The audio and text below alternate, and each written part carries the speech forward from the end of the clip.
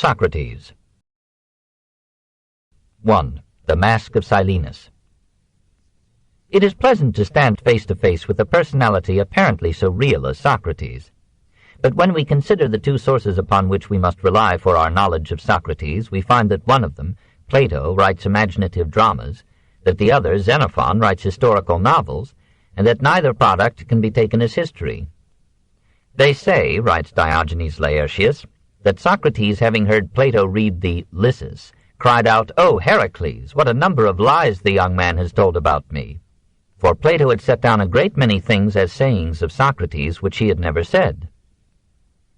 Plato does not pretend to limit himself to fact. Probably it never occurred to him that the future might have scant means of distinguishing in his work imagination from biography. But he draws so consistent a picture of his master throughout the dialogues, from Socrates' youthful timidity in the Parmenides and his insolent loquacity in the Protagoras to the subdued piety and resignation of the Phaedo, that if this was not Socrates, then Plato is one of the greatest character creators in all literature. Aristotle accepts as authentically Socratic the views attributed to Socrates in the Protagoras. Recently discovered fragments of an Alcibiades written by Aeschines of Sphetos, an immediate disciple of Socrates, tend to confirm the portrait given in the earlier dialogues of Plato and the story of the philosopher's attachment to Alcibiades. On the other hand, Aristotle classes Xenophon's Memorabilia and Banquet as forms of fiction, imaginary conversations in which Socrates becomes, more often than not, a mouthpiece for Xenophon's ideas. So in Book 3 of the Memorabilia, Socrates is made to expound the principles of military strategy. If Xenophon honestly played Eckermann to Socrates' Goethe, we can only say that he has carefully collected the master's safest platitudes. It is incredible that so virtuous a man should have upset a civilization. Other ancient writers did not make the old sage into such a saint. Aristoxenus of Tarentum, about 318, reported on the testimony of his father, who claimed to have known Socrates, that the philosopher was a person without education, ignorant and debauched, and Eupolis, the comic poet, rivaled his rival Aristophanes in abusing the great gadfly. Making due discount for polemic vitriol, it is at least clear that Socrates was a man, hated and loved beyond any other figure of his time. His father was a sculptor, and he himself was said to have carved a Hermes and 3 Graces that stood near the entrance to the Acropolis. His mother was a midwife. It was a standing joke with him that he merely continued her trade, but in the realm of ideas, helping others to deliver themselves of their conceptions. One tradition describes him as the son of a slave. It is improbable, for he served as a hoplite, a career open only to citizens, inherited a house from his father, and had 70 minas, or $7,000, invested for him by his friend Crito. For the rest he is represented as poor. He paid much attention to the training of the body and was usually in good physical condition. He made a reputation for himself as a soldier during the Peloponnesian War. In 432 he fought at Potidaea, in 424 at Delium, in 422 at Amphipolis. At Potidaea he saved both the life and the arms of young Alcibiades, and gave up in the youth's favor his claim to the prize for valor. At Delium he was the last Athenian to give ground to the Spartans, and seems to have saved himself by glaring at the enemy. Even the Spartans were frightened. In these campaigns, we are told, he excelled all in endurance and courage, bearing without complaint hunger, fatigue, and cold. At home, when he condescended to stay there, he worked as a stone cutter and statuary. He had no interest in travel, and seldom went outside the city and its port. He married Xanthippe, who berated him for neglecting his family. He recognized the justice of her complaint, and defended her gallantly to his son and his friends.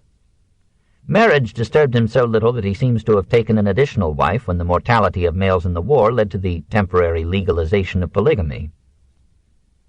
All the world knows the face of Socrates. Judging precariously from the bust in the Museo delle Terme at Rome, it was not typically Greek. Its spacious spread, its flat, broad nose, its thick lips and heavy beard suggest rather Solon's friend of the steppes, Anacharsis, or that modern Scythian Tolstoy. I say, Alcibiades insists, even while protesting his love, that Socrates is exactly like the masks of Silenus, which may be seen sitting in the statuaries' shops, having pipes and flutes in their mouths, and they are made to open in the middle, and there are images of gods inside them. I say also that he is like Marsyas the satyr. You will not deny, Socrates, that your face is that of a satyr. Socrates raises no objection. To make matters worse, he confesses to an unduly large paunch and hopes to reduce it by dancing. Plato and Xenophon agree in describing his habits and his character. He was content with one simple and shabby robe throughout the year, and liked bare feet better than sandals or shoes. He was incredibly free from the acquisitive fever that agitates mankind. Viewing the multitude of articles exposed for sale in the marketplace, he remarked, "How many things there are that I do not want," and felt himself rich in his poverty. He was a model of moderation and self-control, but all the world away from a saint. He could drink like a gentleman and needed no timid asceticism to keep him straight. He was no recluse, he liked good company, and let the rich entertain him now and then, but he made no obeisance to them, could get along very well without them, and rejected the gifts and invitations of magnates and kings. All in all, he was fortunate. He lived without working, read without writing, taught without routine, drank without dizziness, and died before senility, almost without pain. His morals were excellent for his time, but would hardly satisfy all the good people who praise him. He took fire at the sight of Charmides, but controlled himself by asking if this handsome lad had also a noble soul. Plato speaks of Socrates and Alcibiades as lovers, and describes the philosopher in chase of the fair youth. Though the old man seems to have kept these amours for the most part platonic, he was not above giving advice to homosexuals and hetairai on how to attract lovers. He gallantly promised his help to the courtesan Theodota, who rewarded him with the invitation, "Come often to see me." His good humor and kindliness were so unfailing that those who could stomach his politics found it simple to put up with his morals. When he passed away, Xenophon spoke of him as so just that he wronged no man in the most trifling affair, so temperate that he never preferred pleasure to virtue, so wise that he never erred in distinguishing better from worse, so capable of discerning the character of others and of exhorting them to honor and virtue, that he seemed to be such as the best and happiest of men would be. Or, as Plato put it, with moving simplicity, he was truly the wisest and justest and best of all the men whom I have ever known. 2. Portrait of a Gadfly. Being curious and disputatious, he became a student of philosophy, and was for a time fascinated by the sophists who invaded Athens in his youth. There is no evidence that Plato invented the fact as well as the content of Socrates' meetings with Parmenides, Protagoras, Gorgias, Prodicus, Hippias, and Thrasymachus. It is likely that he saw Zeno when the latter came to Athens about 450, and that he was so infected with Zeno's dialectic that it never left him. Probably he knew Anaxagoras, if not in person and in doctrine. For Archelaus of Miletus, pupil of Anaxagoras, was for a time the teacher of Socrates. Archelaus began as a physicist and ended as a student of morals. He explained the origin and basis of morals on rationalistic lines, and perhaps turned Socrates from science to ethics. By all these avenues, Socrates came to philosophy, and thenceforth found his greatest good in daily converse about virtue, examining myself and others, for a life unscrutinized is unworthy of a man. So he went prowling among men's beliefs, prodding them with questions, demanding precise answers and consistent views, and making himself a terror to all who could not think clearly. Even in Hades he proposed to be a gadfly, and find out who is wise and who pretends to be wise and is not. He protected himself from a similar cross-examination by announcing that he knew nothing. He knew all the questions, but none of the answers. He modestly called himself an amateur in philosophy. What he meant, presumably, was that he was certain of nothing except man's fallibility, and had no hard and fast system of dogmas and principles. When the oracle at Delphi, to Chaerephon's alleged inquiry, "Is any man wiser than Socrates?" gave the alleged reply, "No one," Socrates ascribed the response to his profession of ignorance. From that moment he set himself to the pragmatic task of getting clear ideas. For himself, he said, he would hold discourse from time to time on what concerned mankind, considering what was pious, what impious, what was just, what unjust, what was sanity, what insanity, what was courage, what cowardice, what was the nature of government over men and the qualities of one skilled in governing them, and touching on other subjects, of which he thought that those who were ignorant might justly be deemed no better than slaves. To every vague notion, easy generalization, or secret prejudice he pointed the challenge, "What is it?" and asked for precise definitions. It became his habit to rise early and go to the marketplace, the gymnasiums, the palestras, or the workshops of artisans, and engage in discussion any person who gave promise of a stimulating intelligence or an amusing stupidity. "Is not the road to Athens made for conversation?" he asked. His method was simple. He called for the definition of a large idea. He examined the definition, usually to reveal its incompleteness, its contradictoriness, or its absurdity. He led on by question after question to a fuller and juster definition, which, however, he never gave. Sometimes he proceeded to a general conception, or exposed another by investigating a long series of particular instances, thereby introducing a measure of induction into Greek logic. Sometimes, with the famous Socratic irony, he unveiled the ridiculous consequences of the definition or opinion he wished to destroy. He had a passion for orderly thinking and liked to classify individual things according to their genus, species, and specific difference, thereby preparing for Aristotle's method of definition as well as for Plato's theory of ideas. He liked to describe dialectic as the art of careful distinctions, and he salted the weary wastes of logic with a humor that died an early death in the history of philosophy. His opponents objected that he tore down but never built, that he rejected every answer but gave none of his own, and that the results demoralized morals and paralyzed thought. In many cases he left the idea that he had set out to clarify more obscure than before. When a resolute fellow like Critias tried to question him, he turned his reply into another question, and at once recaptured the advantage. In the Protagoras he offers to answer instead of asking, but his good resolution lasts but a moment, whereupon Protagoras, being an old hand at the game of logic, quietly withdraws from the argument. Hippias rages at Socrates' elusiveness. "By Zeus," he cries, "you shall not hear my answer until you yourself declare what you think justice to be. For it is not enough that you laugh at others, questioning and confuting everybody, while you yourself are unwilling to give a reason to anybody or to declare your opinion on any subject." To such taunts Socrates replied that he was only a midwife, like his mother. "The reproach which is often made against me, that I ask questions of others and have not the wit to answer them myself, is very just. The reason is that the god compels me to be a midwife, but forbids me to bring forth." A deus ex machina worthy of his friend Euripides. In many ways he resembled the sophists, and the Athenians applied the name to him without hesitation and usually without reproach. Indeed, he was often a sophist in the modern sense. He was rich in crafty dodges and argumentative tricks, slyly changed the scope or meaning of terms, drowned the problem in loose analogies, quibbled like a schoolboy, and beat the wind bravely with words. The Athenians might be excused for giving him hemlock, since there is no pest like a conscious logician. In 4 points he differed from the sophists. He despised rhetoric, he wished to strengthen morality, he did not profess to teach anything more than the art of examining ideas, and he refused to take pay for his instruction, though he appears to have accepted occasional help from his rich friends. With all his irritating faults, his students loved him deeply. "Perhaps," he says to one of them, "I may be able to assist you in the pursuit of honor and virtue, from being mutually disposed to love. For whenever I conceive a liking for persons, I devote myself with ardor, and with my whole mind, to love them, and be loved by them in return, regretting their absence, and having mine regretted by them, and longing for their society while they long for mine."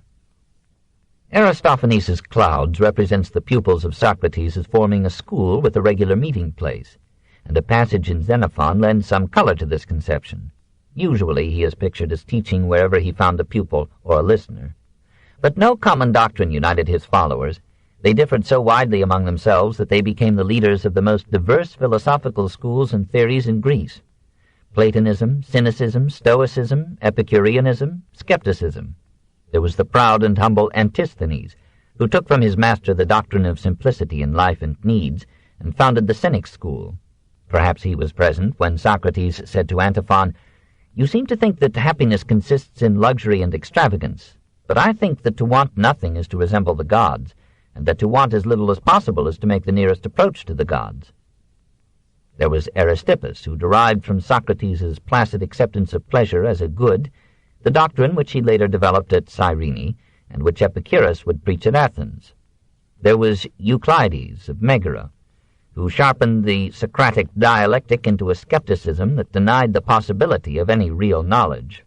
There was the young Phaedo, who had been reduced to slavery and had been ransomed by Crito at the behest of Socrates. Socrates loved the lad and made him a philosopher. There was the restless Xenophon, who, though he gave up philosophy for soldiering, testified that nothing was of greater benefit than to associate with Socrates and to converse with him on any occasion, on any subject whatever. There was Plato, upon whose vivid imagination the sage made so lasting an impression that the two minds are mingled forever in philosophical history. There was the rich Crito, who looked upon Socrates with the greatest affection, and took care that he should never be in want of anything. There was the dashing young Alcibiades, whose infidelities were to discredit and endanger his teacher, but who now loved Socrates with characteristic abandon, and said, "When we hear any other speaker, even a very good one, his words produce absolutely no effect upon us in comparison, whereas the very fragments of your words, Socrates, even at second hand, and however imperfectly reported, amaze and possess the souls of every man, woman, and child who comes within hearing of them. I am conscious that if I did not shut my ears against him and fly from the voice of the siren, he would detain me until I grew old, sitting at his feet. I have known in my soul or in my heart that greatest of pangs, more violent in ingenuous youth than any serpent's tooth, the pang of philosophy. And you, Phaedrus, you, Agathon, you, Eryximachus, you, Pausanias, you, Aristodemus, you, Aristophanes, all of you, and I need not say Socrates himself, have all had experience of the same madness and passion for philosophy. There was the oligarchic leader Critias, who enjoyed Socrates' quips against democracy and helped to incriminate him by writing a play in which he described the gods as the invention of clever statesmen who used them as night watchmen to frighten men into decency. And there was the son of the democratic leader Anytus, a lad who preferred to hear Socrates discourse rather than to attend to his business, which was dealing in leather. Anytus complained that Socrates had unsettled the boy with skepticism, that the boy no longer respected his parents or the gods. Moreover, Anytus resented Socrates' criticisms of democracy. "Socrates," said Anytus, "I think you are too ready to speak evil of men. If you will take my advice, I would recommend you to be careful. Perhaps there is no city in which it is not easier to do men harm than to do them good, and this is certainly the case at Athens." Anytus bided his time. 3. The philosophy of Socrates. Behind the method was a philosophy, elusive, tentative, unsystematic, but so real that in effect the man died for it. At first sight there is no Socratic philosophy, but this is largely because Socrates, accepting the relativism of Protagoras, refused to dogmatize and was certain only of his ignorance. Though condemned for irreligion, Socrates gave at least lip service to the gods of his city, participated in its religious ceremonies, and was never known to utter an impious word. He professed to follow, in all important negative decisions, an inner daimonion, which he described as a sign from heaven. Perhaps this spirit was another play of the Socratic irony. If so, it was remarkably well sustained, and it is but one class of many appeals in Socrates to oracles and dreams as messages from the gods.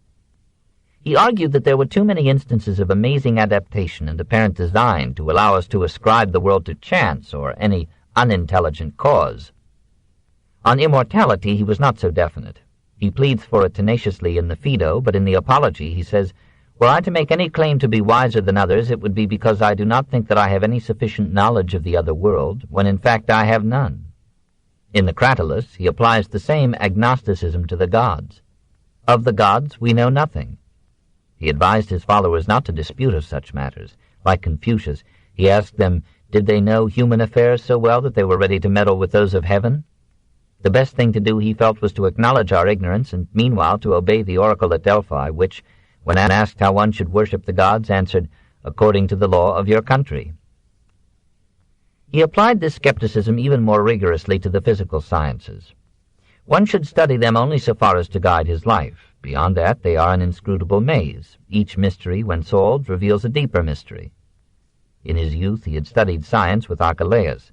In his maturity he turned from it as a more or less plausible myth, and interested himself no longer in facts and origins, but in values and ends. He discoursed, says Xenophon, always of human affairs. The sophists had also turned around from natural science to man, and had begun the study of sensation, perception, and knowledge. Socrates went further inward to study human character and purpose. "Tell me, Euthydemus, have you ever gone to Delphi?" "Yes, twice." And did you observe what is written on the temple wall? Know thyself? I did. And did you take no thought of that inscription? Or did you attend to it and try to examine yourself and ascertain what sort of character you are? Philosophy, therefore, was for Socrates neither theology nor metaphysics nor physics, but ethics and politics, with logic as an introduction and a means. Coming at the close of the sophistic period, he perceived that the sophists had created one of the most critical situations in the history of any culture, the weakening of the supernatural basis of morals. Instead of a frightened return to orthodoxy, he moved forward to the profoundest question that ethics can ask. Is a natural ethic possible? Can morality survive without supernatural belief? Can philosophy, by molding an effective secular moral code, save the civilization which its freedom of thought is threatened to destroy? When, in the Euthyphro, Socrates argues that the good is not good because the gods approve of it, but that the gods approve of it because it is good, he is proposing a philosophical revolution. His conception of good, so far from being theological, is earthly to the point of being utilitarian. Goodness, he thinks, is not general and abstract, but specific and practical, good for something.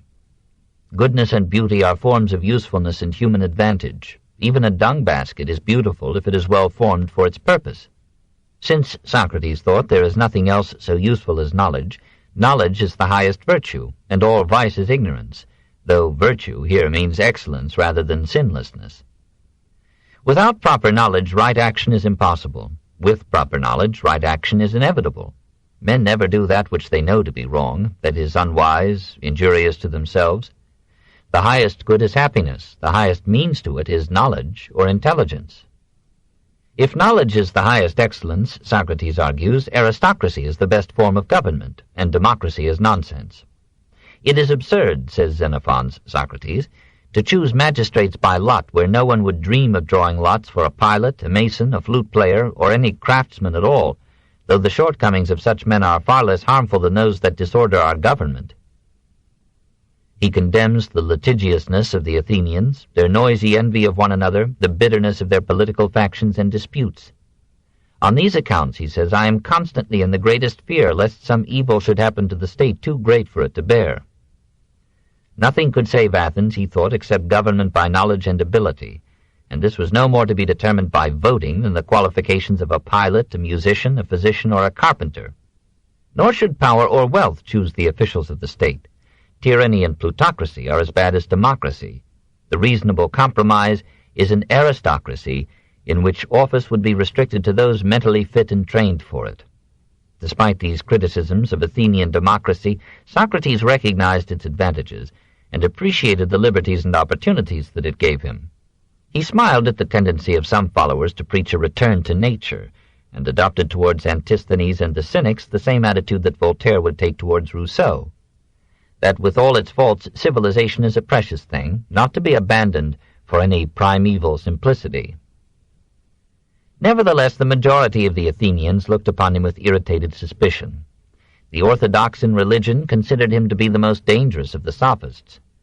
For while he observed the amenities of the ancient faith, he rejected tradition, wished to subject every rule to the scrutiny of reason, founded morality on the individual conscience rather than in social good or the unchanging decrees of heaven, and ended with a skepticism that left reason itself in a mental confusion unsettling to every custom and belief. To him, as well as to Protagoras and Euripides, praisers of the past, like Aristophanes, attributed the irreligion of the age, the disrespect of the young for the old, the loosened morals of the educated classes, and the disorderly individualism that was consuming Athenian life. Though Socrates refused to support the oligarchic faction, many of its leaders were his pupils or his friends. When one of them, Critias, led the oligarchs in a rich man's revolution and a ruthless terror, Democrats like Anytus and Meletus branded Socrates as the intellectual source of the oligarchic reaction and determined to remove him from Athenian life. They succeeded, but they could not destroy his immense influence. The dialectic he had received from Zeno was passed down through Plato to Aristotle, who turned it into a system of logic so complete that it remained unaltered for 1900 years. Upon science his influence was injurious. Students were turned away from physical research, and the doctrine of external design offered no encouragement to scientific analysis. The individualist and intellectualist ethic of Socrates had a modest share perhaps in undermining Athenian morals, but its emphasis on conscience as above the law became one of the cardinal tenets of Christianity. Through his pupils, the many suggestions of his thought became the substance of all the major philosophies of the next 2 centuries. The most powerful element in his influence was the example of his life and character. He became for Greek history a martyr and a saint, and every generation that sought an exemplar of simple living and brave thinking turned back to nourish its ideals with his memory. "In contemplating the man's wisdom and nobility of character," said Xenophon, "I find it beyond my power to forget him, or in remembering him to refrain from praising him. And if among those who make virtue their aim, anyone has ever been brought into contact with a person more helpful than Socrates, I count that man worthy to be called most blessed."